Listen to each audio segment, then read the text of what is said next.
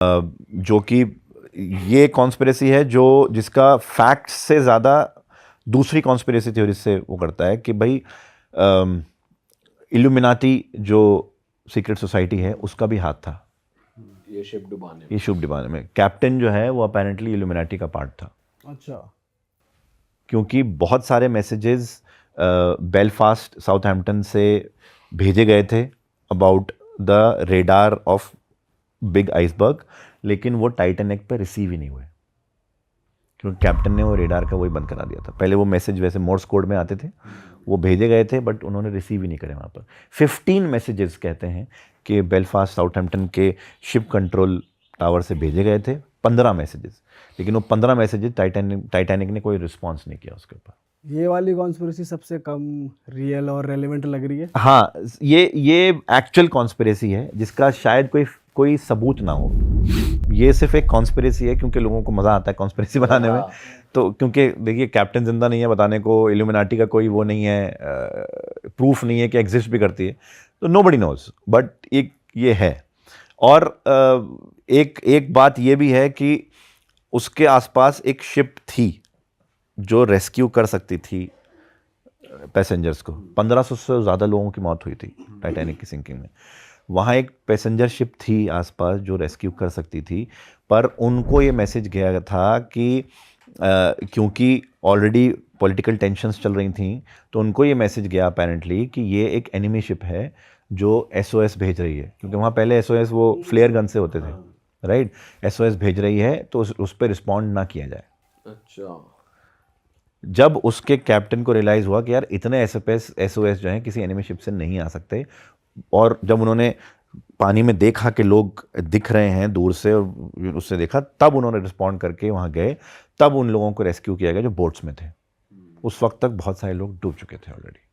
सो ये बिलीव कर पाना बहुत मुश्किल होता है कि इतनी बड़ी शिप जिसको मिलियंस ऑफ डॉलर्स लगा के बनाया गया था, अनसिंकेबल बनाया गया था, वो एक आइसबर्ग के से टकराई, हेड ऑन कोलिजन भी नहीं हुआ था, साइड से ब्रूज हुई थी। ब्रूज होने के बाद वो इतनी तरह बुरी तरह डैमेज हो गई तो टूट गई, बीच में से टूट गई। 1500 से ज़्यादा लोग इसमें मरे, और वो 3 लोग भी मरे जो फेडरल बनाने के अगेंस्ट थे। उसके बाद से आज तक भी JP Morgan is leading in finance in US।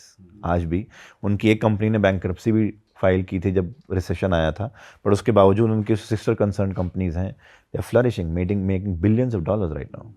So right now JP Morgan has actually invested in many company, मतलब इलॉन मस्क की कई कंपनीज में उनका इन्वेस्टमेंट है, बहुत सारी कंपनीज में उनका इन्वेस्टमेंट है। They are investors now. जो लोग बच गए थे बेसिकली, तो उनकी भी कुछ आपने कुछ फुटेज या कुछ इंटरव्यूज ऐसा कुछ है? हाँ, उनका वो लोग क्या कहते हैं?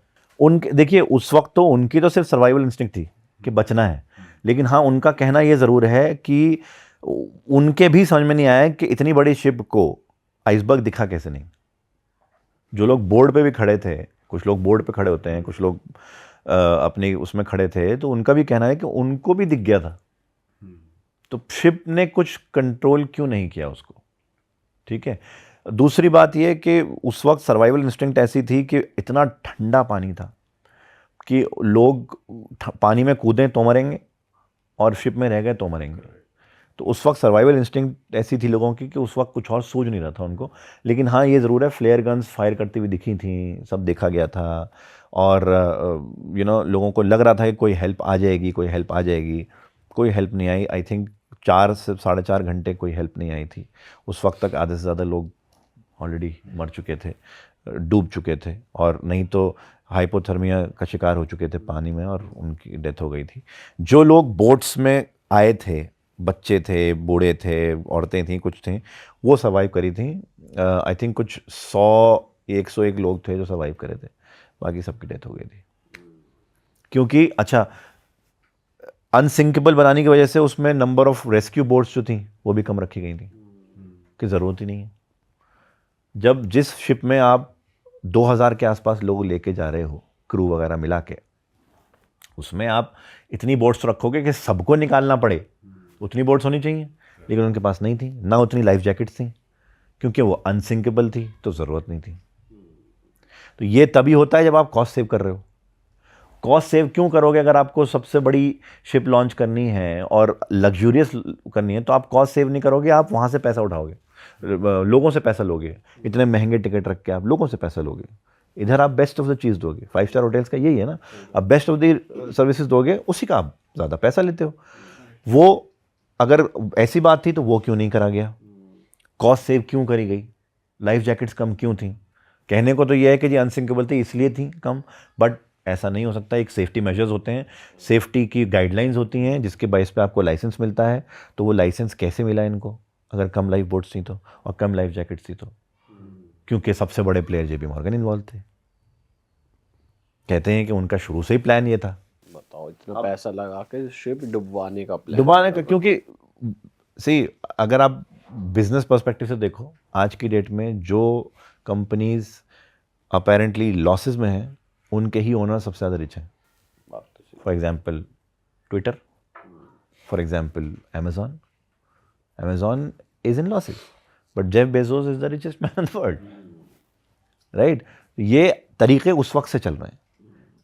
तो उनको डुबाने का मकसद ये था कि जो लोग, एक तो लोगों का पर्सपेक्टिव था, प्लस इससे उनकी इंटरनल फाइनेंसिस में क्या फ़र्क पड़ा, उनको क्या चीज़ फंड करनी थी। बाकी लोगों से उन्होंने फिर बाकी जो वेल्दी लोग थे उनको एक जगह इकट्ठा करके उनसे पैसा लिया गया, उस पैसे से फिर पैसा बनाया गया, फिर इंश्योरेंस क्लेम भी हुआ, डबल से ज़्यादा इंश्योरेंस क्लेम मिला, जितने की पड़ी उससे ज़्यादा का उनको तो इंश्योरेंस क्लेम मिल गया, पैसा तो उनका रिकवर हो ही गया, बेचारे लोगों की जान चली गई।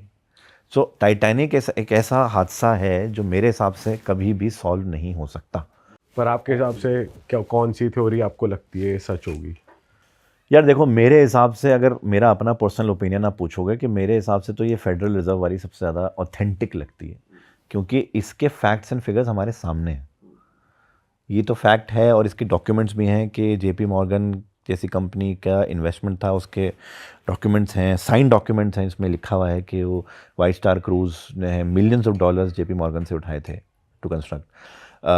फ़ोटोज़ हैं ऐसे कि जो तीनों शिप बननी शुरू हुई थी, ओलंपिक, ब्रिटानिक, टाइटैनिक, और ये तो उनके ऑफिशियल डॉक्यूमेंट्स में है 5 स्टार क्रूज़ की कि 3 शिप्स होंगी।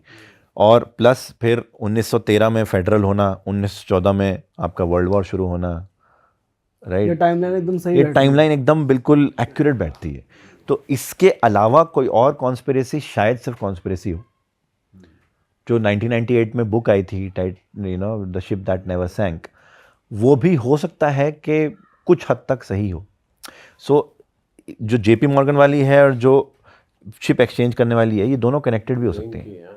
ये दोनों कनेक्टेड भी हो सकती हैं कि आपने पैसा इसलिए लगाया क्योंकि आपको पता था कि आप पैसा उससे कमाओगे और आप वो पैसा कुछ गलत चीज़ों में फंड करने में लगाओगे, लेकिन क्योंकि ओलंपिक का एक्सीडेंट हो गया विच वाज नॉट एंटिसिपेटेड, तो उसको एक्सचेंज करके डाला गया वहाँ पर, और ओलंपिक सिंक हुई एक्चुअली में, और उसका इंश्योरेंस क्लेम भी मिला और फिर उसमें आपका डबल फ़ायदा ये हुआ कि फेडरल रिजर्व भी बन गया, क्योंकि वो तो हो सकता है कि ये भी हो कि जब उनको पता था कि शिप सिंक होगी तो उन तीनों को जानबूझ के उस शिप में डाला गया हो।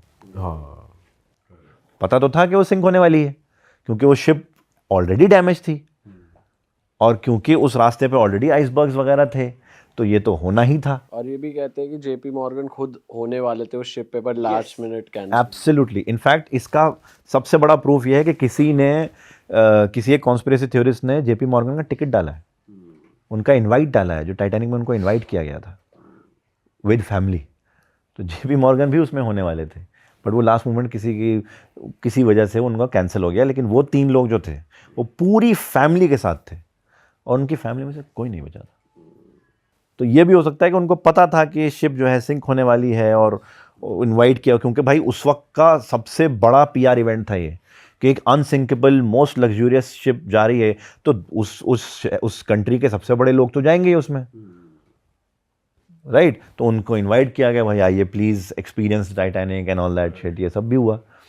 अब वो जब वहाँ पहुँचे तो ऑब्वियसली उनके लिए एक छुट्टी भी थी और उनकी फैमिली को वहाँ बुलाया गया और सब किया, और इन्होंने बैकआउट किया बिकॉज दे नो कि वो सिंक होनी थी। और ये भी हो सकता है कि वो रेस्क्यू शिप को आदेश दिया गया हो कि आप रेस्क्यू नहीं करोगे, क्योंकि उनको ये था कि अगर रेस्क्यू हो गए तो ये हो सकता है कि भाई क्योंकि अमीर हैं, पैसे दे के बोट में बैठ गए हो, कुछ हो गया हो, रेस्क्यू नहीं होने चाहिए। करेक्ट। सर हम कॉन्स्पिरेसीज की बात कर ही रहे हैं, टाइटैनिक के बारे में हमने पूरा डिस्कस किया। एक और फ्लाइट के बारे में बोला जाता है, ये सबसे बड़ी कॉन्स्पिरेसी पूरे यूट्यूब पे हर जगह रही है हमेशा से, इतने सालों से। MH370 वो डिसअपीयर हो गई थी फ्लाइट, हाँ राइट। तो उसके बारे में आपने रिसर्च करा है? हाँ उसके बारे में भी थोड़ा बहुत रिसर्च किया है मैंने। उसमें भी ये है कि 8 मार्च 2014 को वो कोलालमपुर से टेक ऑफ हुई थी। बीजिंग के लिए? हाँ, और तकरीबन 228 के आसपास, 280 के आसपास उसमें पैसेंजर थे फ़्लाइट में। और उसके बाद वो फ़्लाइट तकरीबन 40 मिनट बाद उड़ने के डिसअपीयर हो गई थी। और डिसअपीयर भी क्या हुई थी कि जो ट्रैफिक कंट्रोल मॉनिटर्स होते हैं उस पे अचानक से उसका सिग्नल गायब हो गया, रडार सिस्टम से वो गायब हो गया। रेडार सिस्टम से गायब हो गया। वेब सीरीज भी बनी है इस पे। वेब सीरीज़ भी बनी है, इस पे काफ़ी कंटेंट बन चुका है और हर उस पे अलग अलग तरीके की बातें होती हैं। मोस्टली तो ये कहा गया कि ओशन में ही कहीं गिरी है। देखिए उसके पूरे पार्ट्स तो अभी तक मिले नहीं हैं और उस पे तकरीबन 3 इन्वेस्टिगेशन हो चुकी हैं जो बड़ी बड़ी कंपनीज़ ने करी हैं। सबसे पहली इन्वेस्टिगेशन जो हुई थी वो ऑस्ट्रेलियन रिसर्चर्स की हुई थी, जिसमें इंटरनेट पे कुछ लोग इकट्ठे हुए थे जो साइंटिस्ट और रिसर्चर्स थे। उन्होंने मलेशियन गवर्नमेंट के साथ मिलकर उस इन्वेस्टिगेशन को शुरू किया था। तकरीबन $160 मिलियन उसमें खर्च हुए थे लेकिन उस रिसर्च कमेटी को एक भी पुर्जा उसका नहीं मिला था। और 3 इन्वेस्टिगेशन हो चुकी हैं जिसमें से लास्ट इन्वेस्टिगेशन टीम को कुछ पार्ट्स इंडियन ओशन में मिले, जिसमें कहा जाता है कि जो MH370 के हैं, बट उसकी भी पुष्टि अभी तक ये नहीं हुई है कि एक्चुअली 370 के हैं।